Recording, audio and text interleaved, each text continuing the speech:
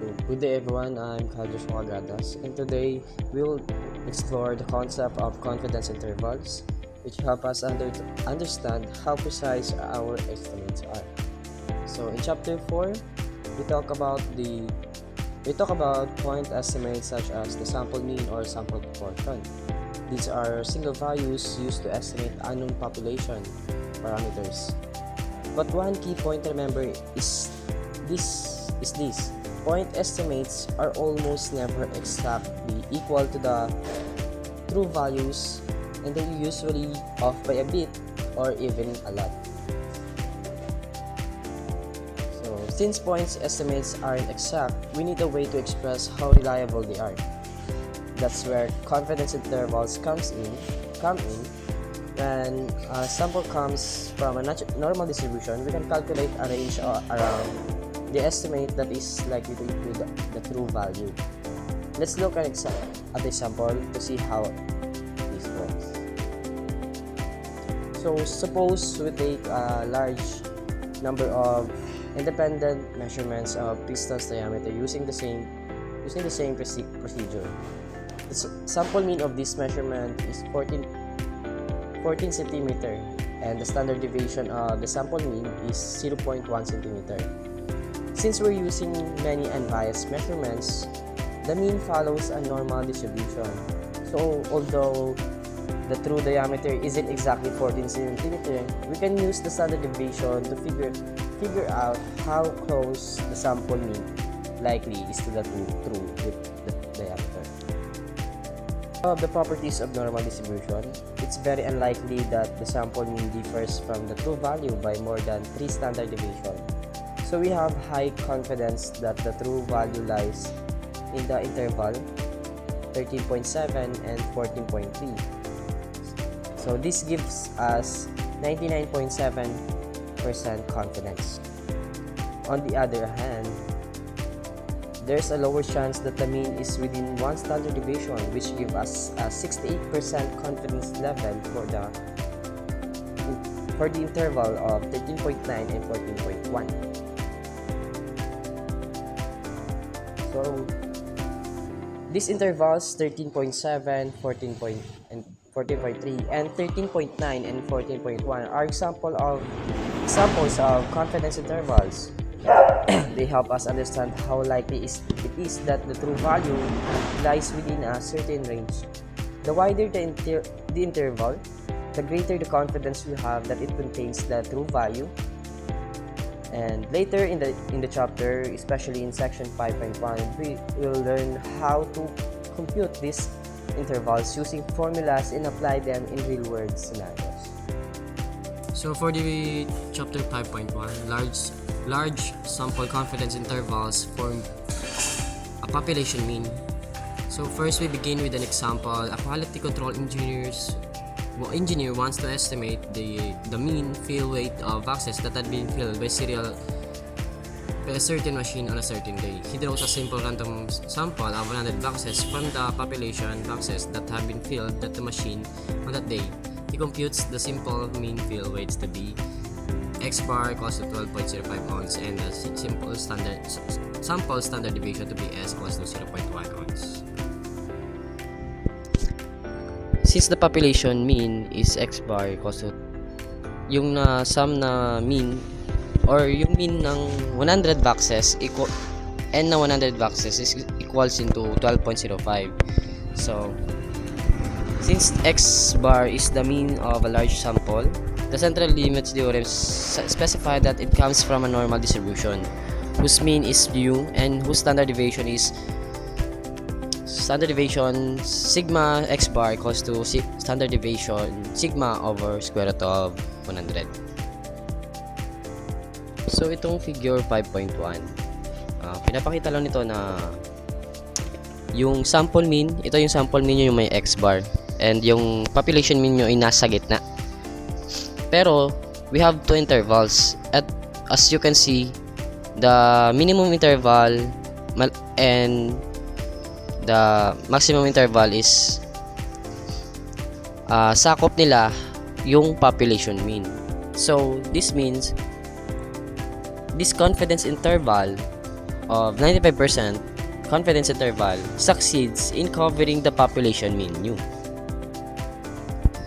So, ito naman yung presentation sa 5.2 kapag yung population mean is hindi niya nasasakop or the 95% confidence interval na nandito is fails to cover the population mean. In figure 5.3, as you can see, yung mga shaded region is alpha over 2. That corresponds to the subscript of your z. Yung hanapan mo ng critical value, yung shaded region na yan. So the formula is simply thus the percentage of confidence interval is equals into 1 minus the alpha. So kapag ang alpha kukunin mo is alpha, simply alpha equals into 1 minus the percentage of the confidence interval. At kaya naging 1 minus alpha over 2 minus alpha over 2 dyan dahil dalawa yung shaded region natin. Two-tailed siya na. For the summary, the formula for the confidence interval is x bar plus and minus the z-score of alpha over 2 or the critical value times the sigma subscript x bar or the standard deviation, and the formula for the standard deviation is simply standard deviation over square root of n. And now let's move on to the example 5.1 and 5.2. So the sample mean and standard deviation for the field weights of 100 boxes are x bar equals to 12.05 and s equals to 0.1. Find an 85% confidence interval, the mean field weight of the boxes. So this is how to solve this. For example 5.1, ang una kong ginagawa is hinahanap mo na yung critical value, yung z-score of alpha over 2. Pero bago yan, kunin muna natin yung value ng alpha. At alam natin yung alpha is equals to 1 minus the critical confidence interval percentage. No? So, ang given doon is 85%. 85%. So, ang 85% is equals to 0.85. So, alpha minus 0.85 is equals to alpha 0.8. So take note, alpha over 2. So let's divide this by 2. Kukuha natin yung value ng alpha over 2 is equal to 0.075.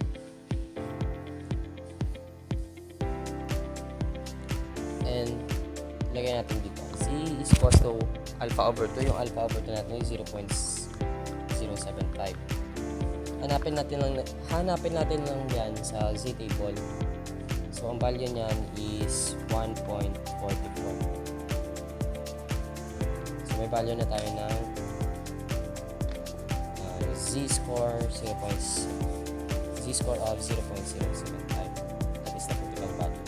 Next, for the standard deviation is equals into sample standard deviation, which is 0.1 over the square root of n, which is 100.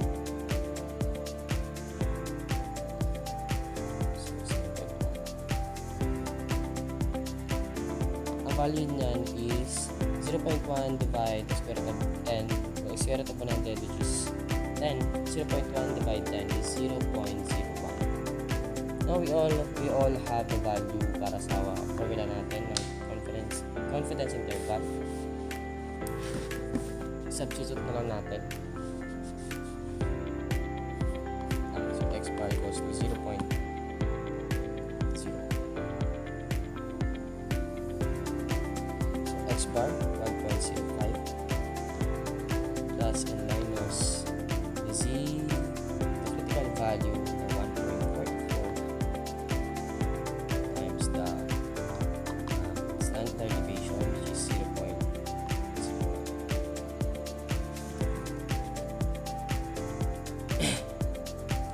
Multiply the critical value in standard deviation. Get 0.05 plus and minus 0.01.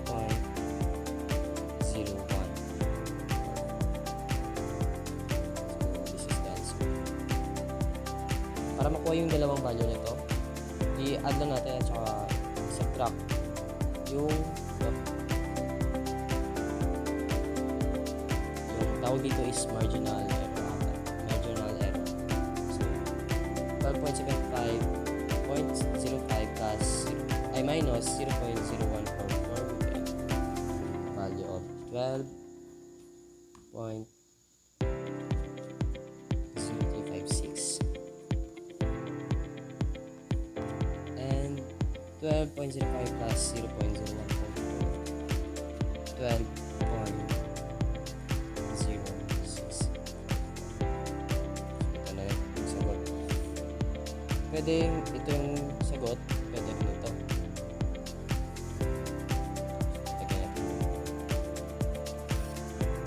Now for the 5.2, the article studied on the life of distribution microdeals. Ziyang reports that in a simple of 50 microdeals, drilling a low-carbon alloy steel, the average lifetime expressed as the number of holes drilled before failure was 12.1668 with a standard deviation of 6.83. Find a 95% confidence interval for the mean lifetime. 50 daw na micro drills drilling. And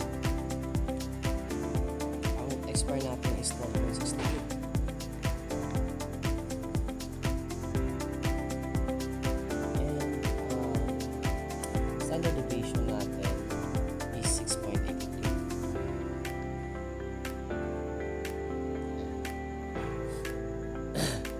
So first let's get the value of sigma x bar, which is s over square root of 10. 6.83 divided by square root of 50. 6.83 divided by square root of 50 is equal to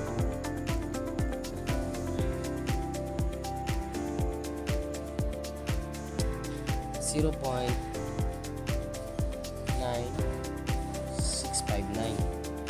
So ayan yung value ng standard deviation. So lagay natin yan dito. 0.9659. So si alpha over 2 naman, kunin muna natin yung alpha.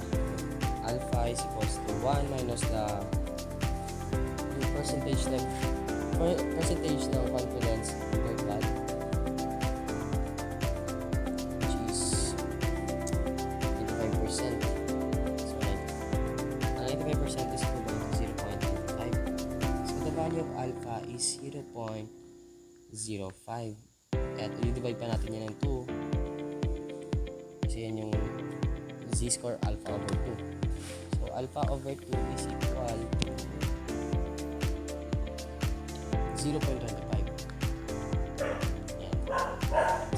Z alpha over 2 na ito, alpha over 2 0.25.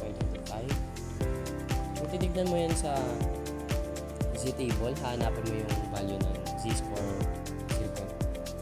of 0.25. Ang equivalent nun is 1.96. So meron na 1.96. 1.96. So familiar na din kayo sa formula, di ba? So x bar na 12.68. Yung x bar natin, yan yung sample mean. So 12.68 plus minus the z-score of 0.025 is 1.96. Times natin dun sa standard deviation. Ako natin standard deviation na 0.9659.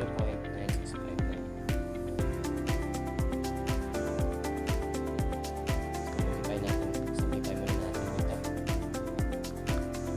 Makukuha natin ang value dito is 1.89. So pwede na itong sagot. Pwede na ang sagot ito. Pero pag gusto pa natin i-simplify at makuha yung dalawang value, i-add at i-subtract lang natin yung 12.68 sa 1.89. So ang unang makuha natin, i-subtract muna natin. 12.68 minus 1.89 is 10.79. Yan yung minimum interval mo. Minimum value ng interval. So, 10.79 and for 12.68 plus 1.89 14.57. Ito na isa.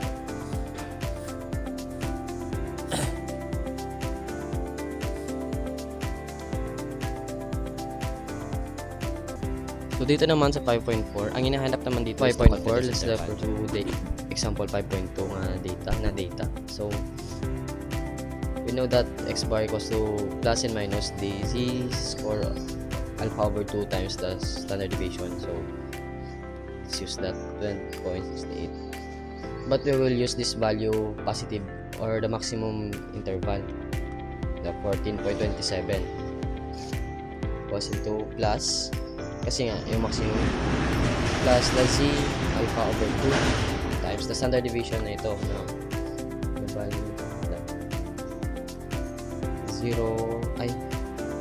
6.83 over square root of 50. So i-ano natin yan, i-simplify. Ang makukuha natin na value ng z alpha over 2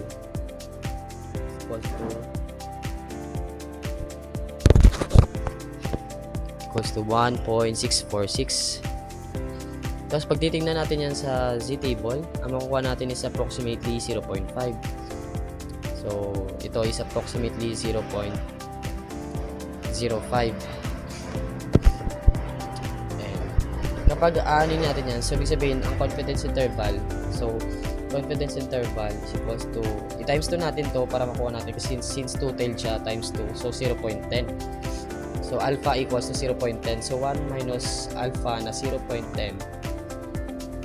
So confidence interval equals to 90% or 0.9.